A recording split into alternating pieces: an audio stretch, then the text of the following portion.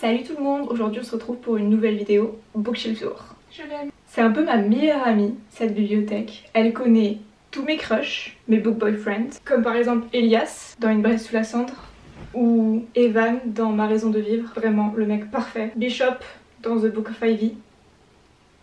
True Love. Ça me donne envie de tous les relire alors qu'il y a 1 milliard de livres qui attendent dans ma palle. Vous allez voir, ma bibliothèque est rangée de manière un peu particulière parce qu'elle n'est pas rangée par maison d'édition ni par auteur. Elle est vraiment rangée par affinité. C'est-à-dire que les livres que j'ai pas trop aimés, ils sont cachés derrière mon lit et ça ne me fait ni chaud ni froid. Et au contraire, mes livres préférés sont bien mis en valeur, histoire qu'ils m'apportent du baume au cœur quand j'en ai besoin. Comme tout lecteur, j'adore parler de mes livres, alors je sais pas pourquoi j'ai pas fait cette vidéo avant. Surtout que ça vous donne un aperçu un peu de toutes mes lectures, ce que j'ai aimé et ce que j'ai pas aimé. C'est plutôt cool, donc n'hésitez pas à me dire en commentaire si vous avez déjà lu les livres que je vais vous présenter et ce que vous en avez pensé. Bref, je vous laisse avec le reste de la vidéo. Tac. Ma bibliothèque du coup dans son ensemble elle ressemble à ça. Donc en fait elle est juste derrière mon lit. Je l'aime beaucoup trop. En fait avant tous mes livres étaient dans cette bibliothèque là. Mais il y avait tellement de livres que j'arrivais plus à savoir ce que j'avais. Quand j'ai acheté ces deux bibliothèques à Ikea, je me suis rendu compte que dans une bibliothèque j'avais en fait deux bibliothèques. Là je suis contente, c'est exactement ce que j'avais imaginé.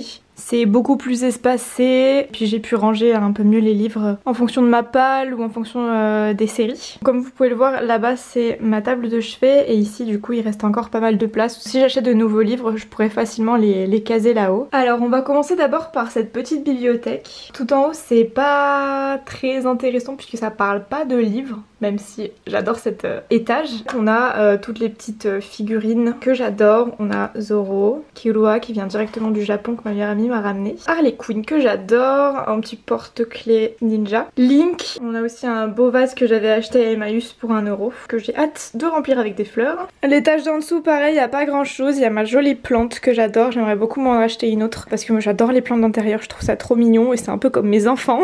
J'aime bien leur donner des prénoms et voilà, bien m'occuper d'eux. Là on a des bonbons qui sont cachés, mes parents ils m'ont ramené des carambars au caramel beurre salé, c'est absolument délicieux. Ensuite on a un vinyle vintage, j'adore le design donc je le trouvais cool de le garder. Mon petit Polaroid que j'adore aussi et des bougies qu'il faut que je fasse brûler.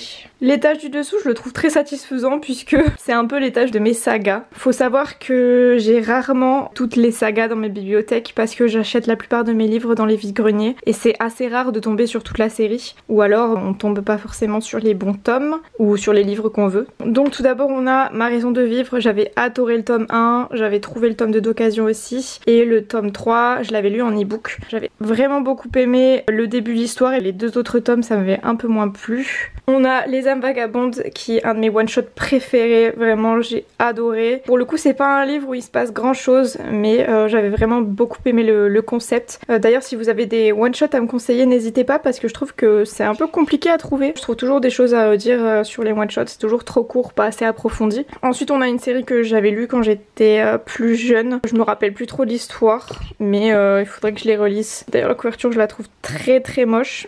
Non, en vrai ça va, je suis un peu méchante. Ensuite on a la saga The Mortal Instruments que j'avais trouvé d'occasion. Je crois que j'avais eu le tout pour 5 € ou 8 €, quelque chose comme ça. La bonne affaire, mais je ne les ai jamais lus. J'ai comme objectif cette année et les années à suivre de lire les sagas que j'ai dans ma bibliothèque. Lire le tome 1 et pouvoir enchaîner en fait sur la suite, comme ça la saga est bouclée assez rapidement. Ensuite pareil on a la saga Hunger Games. J'avais lu le tome 1 quand j'étais au collège mais j'avais jamais continué. Maintenant que j'ai le tome 2, le tome 3 et même le tome qui est sorti il y a pas longtemps, il faudrait que je reprenne. Ensuite on a Guerre du monde émergé, mais il faut d'abord que je lise la saga précédente parce que ça il me semble que c'est le cycle 2.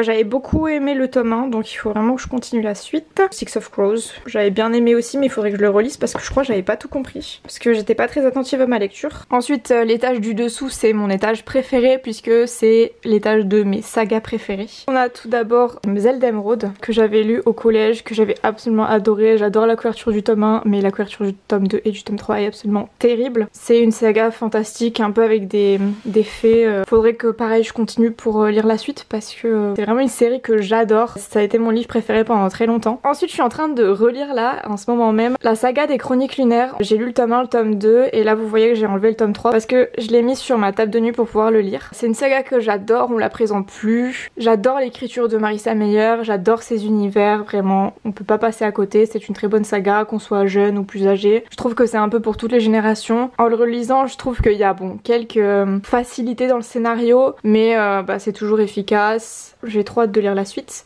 On a Heartless du coup de la même auteure que j'ai déjà lu, qui est sublime. J'avais beaucoup aimé, d'ailleurs c'est un des livres avec le meilleur univers que j'ai jamais lu. Ça parle de la reine de cœur dans Alice au pays des merveilles, donc comment elle est devenue cette reine sans cœur. L'histoire était vraiment bien menée, mais j'ai été un peu déçue en fait de la cassure entre la gentille, personnage principal, et la reine qu'elle devient. Après je recommande quand même. Une Bresse sous la cendre, incroyable, incroyable, incroyable.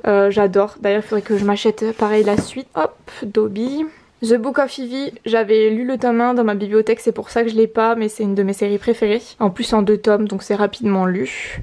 Le Labyrinthe, je n'ai jamais lu, mais j'ai tous les tomes, donc il faudrait que je me lance. Et surtout que j'avais vraiment beaucoup aimé les films à l'époque où c'est sorti. Céleste ma planète, c'est un tout petit livre si jamais pour vos enfants, de Timothée de Fombelle, qui est très très bien fait, ça parle d'écologie, c'est très mignon, très poétique, vraiment un de mes livres préférés aussi. Inhuman de Cat Falls, c'était un livre, je m'attendais à rien du tout, et ça a été un super coup de cœur. Ça parle d'un monde où les humains se transforment un petit peu en créatures animales. Le tome 2 n'est jamais sorti en français, donc il faudrait que je me procure en anglais, mais il y a eu assez peu de tirages, donc ils sont devenus très chers. Donc plus j'attends, plus ils deviennent chers, mais d'un autre côté genre j'ai pas envie de mettre 40 balles dans un roman, mais bon je pense que ce serait un bon investissement.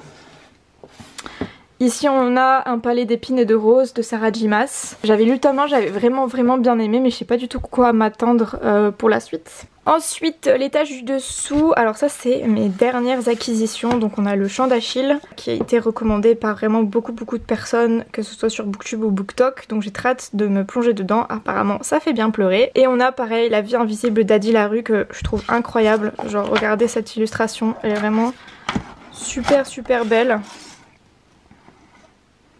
Enfin bref, j'ai hâte de découvrir du coup ces 2 histoires et de vous dire si j'ai aimé ou pas. Alors du coup, si on regarde là sur cette étagère et cette étagère, c'est ma pile à lire. C'est les livres que j'ai pas lus, que j'ai achetés il y a plus ou moins longtemps, donc je sais pas trop à quoi m'attendre. Je vais passer assez rapidement dessus parce que j'ai pas grand chose à en dire vu que je les ai pas encore lus. On a un petit livre de Tim Burton, La triste fin du petit enfant huître. Voilà, le titre m'avait fait bien rire, mais je l'ai pas encore lu. De ce côté, on a des petits classiques, notamment Fahrenheit 451, L'Attrape-Cœur, Le Rouge et le Noir. Après, je suis pas très classique, donc je vous avoue que je vais pas trop me tourner vers eux en priorité.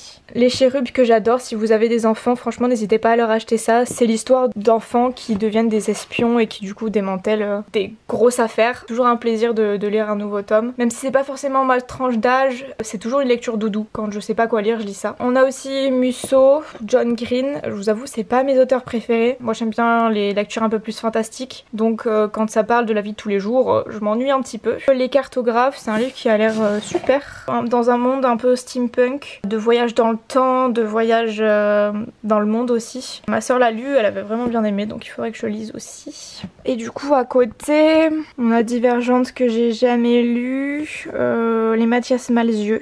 Les Magiciens, je sais pas si vous connaissez, mais il y a une série que moi j'avais bien aimée, donc j'avais trouvé le tome 1 d'occasion, donc je l'avais acheté pour voir comment ça serait en roman. Un de mes derniers achats, c'est Miss Dumpling. Je crois qu'il y a eu un film dessus. C'est par rapport à tout ce qui est grossophobie, concours de beauté, les fourmis. En fait, c'est mes parents qui me les ont achetés parce qu'ils ont beaucoup aimé lire ça quand ils étaient jeunes. Ils voulaient que je découvre aussi. Le livre perdu des sortilèges, ça a l'air super. Mycroft Holmes, je suis une grande fan de Sherlock Holmes, donc je ne pouvais pas passer à côté de ce roman. Et en plus, je sais pas si je vais pouvoir vous le sortir. Il est très beau, il a les pages en fait qui sont toutes brillantes, on verra pas bien, mais voilà, il est super beau.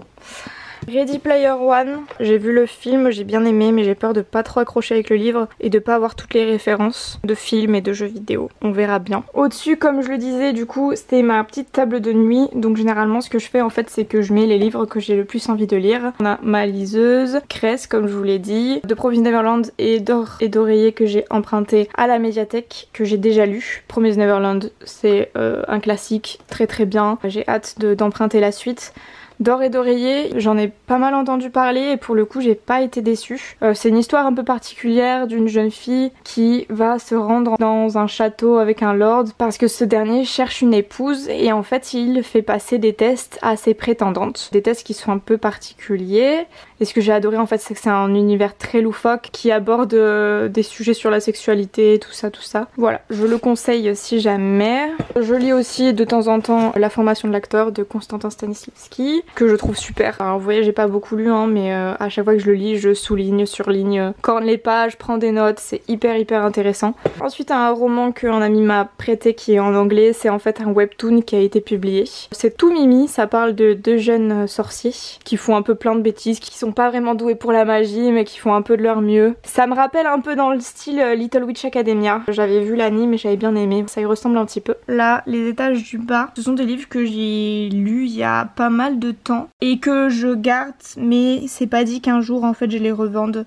Parce que pour moi les livres il faut vraiment qu'ils aient eu un impact très fort sur moi pour que je les garde. Je lis beaucoup, j'ai pas envie de garder des livres que je relirai pas. Je fais un tri assez régulièrement, il y a pas mal de livres qui partent. Ceux-là c'est un peu... Je les garde mais si jamais dans quelques années je me rappelle plus de l'histoire, ben je les vendrai. Ou je les donnerai. Donc là on peut voir les chérubes que j'ai déjà lus. Ceux-là c'est sûr je les garde parce que même pour le faire lire à mon petit cousin ou à des enfants que je connais c'est vraiment super. Eux je me rappelle plus trop de l'histoire. Promise j'avais beaucoup aimé quand je les avais lus au collège. Les Ex-Hall aussi. Les Ex-Hall je vais les garder parce que c'est un peu symbolique. Genre c'est les livres vraiment que j'ai adoré suivre quand j'étais au collège. Pareil pour les Éternels. Les Éternels c'est un peu mes Harry Potter à moi. J'ai adoré. J'ai lu que les 3 premiers tomes mais je m'en séparerai jamais je pense. Ensuite on a le Poison écarlate que j'avais beaucoup aimé. Les cœurs cerises, cœurs guimauve, cœurs mandarine c'est adorable aussi. Je pense que ça peut plaire à plein de petites filles. La rue qui nous sépare il était vraiment sympa. Il a soulevé plein de questionnements et tout, il m'a pas mal fait réfléchir. Et ensuite du coup si on repart en haut on a mon étagère à manga. J'ai pas beaucoup lu de manga finalement. Je trouve que c'est quand même pas donné, c'est assez rapidement lu et surtout ben il faut patienter assez longtemps avant d'avoir tous les tomes. Je préfère lire les mangas à la bibliothèque et si vraiment j'ai un coup de cœur les acheter. Donc ça a été le cas pour Fushigi Yugi. C'est un peu ma série de mangas que j'ai lu dans mon adolescence et tout. Pareil que j'ai jamais fini mais là j'avais retrouvé les tomes au cash près de chez moi. Je crois que c'était 50 centimes le tome donc comment vous dire que je les ai tous achetés. Comme ça je suis sûre de les avoir et de tous pouvoir les dévorer.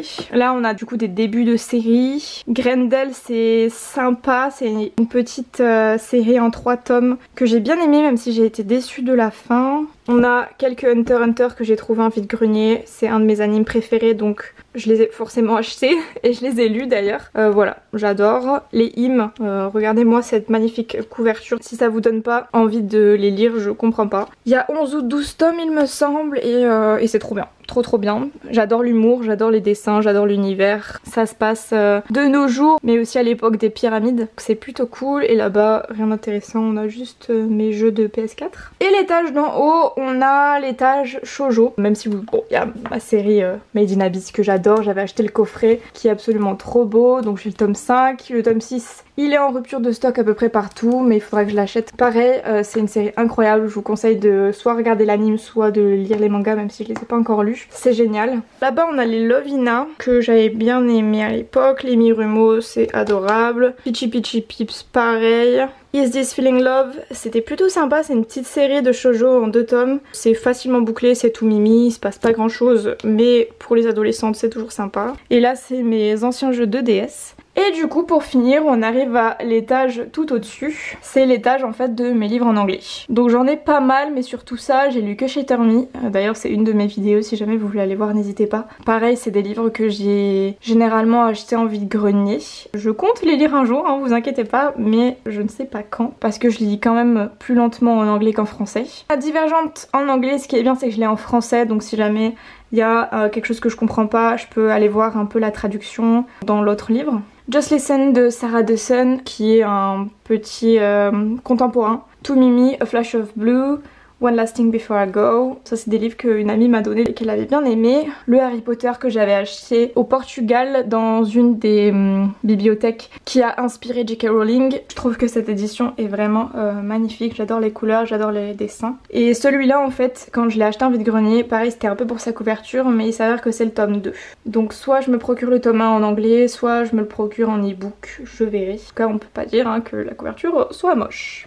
Et voilà, on a fait le tour de ma bibliothèque, j'espère que ça vous aura plu. J'aimerais bien reprendre un concept de vidéo que j'avais vu avant sur Booktube. En gros c'est à vous de me donner 2 numéros et donc le premier numéro en fait va correspondre à une étagère et le second numéro correspondra à un livre. Du coup ça va me permettre de sortir des livres un peu au hasard dans ma bibliothèque et de pouvoir vous en parler. Je vous fais un exemple avec les numéros 5 et 14. Donc là on a 1, 2, 3, 4, 5. Vous ne voyez pas, mais c'est l'étagère du dessous. 10, 11, 12, 13, 14. Ça tombe sur le livre Blackbird de Anna Carey. Cours ou meurs, tu ne sais pas qui tu es mais eux le savent. Vous l'aurez compris, c'est un thriller. Le livre est trop beau, regardez, il est tout rouge. Je vous aurais bien dit de quoi ça parle, mais la vidéo n'est pas pour aujourd'hui. Non, en vrai, je rigole. C'est un livre un peu particulier puisqu'il est écrit en fait à la première personne, c'est-à-dire que tout le long du livre il y a marqué je cours, je me fais tirer dessus, pur bonheur. Et en gros, c'est une jeune fille qui se réveille au milieu de Los Angeles. Elle a la mémoire effacée, elle a juste un tatouage il me semble sur son poignet et elle est traquée, donc elle va devoir un petit peu sauver sa peau. Je me rappelle avoir beaucoup aimé, en plus voilà, il est pas très gros et surtout il y a un gros cliffhanger à la fin, je m'y attendais pas. Pourtant j'aurais pu m'y attendre, ça m'a un peu retourné l'estomac. C'est à propos d'un personnage qu'on adore, j'étais choquée. Je le garde parce que ça avait été une très bonne lecture, il faudrait que je lise le tome 2. Voilà, si ce concept vous plaît, n'hésitez pas à mettre des numéros aux commentaires. Comme ça, je pourrais sortir cette vidéo dans plus ou moins longtemps. Bref, j'arrête de blablater, je vous souhaite de bonnes lectures et je vous dis à la prochaine vidéo. Ciao.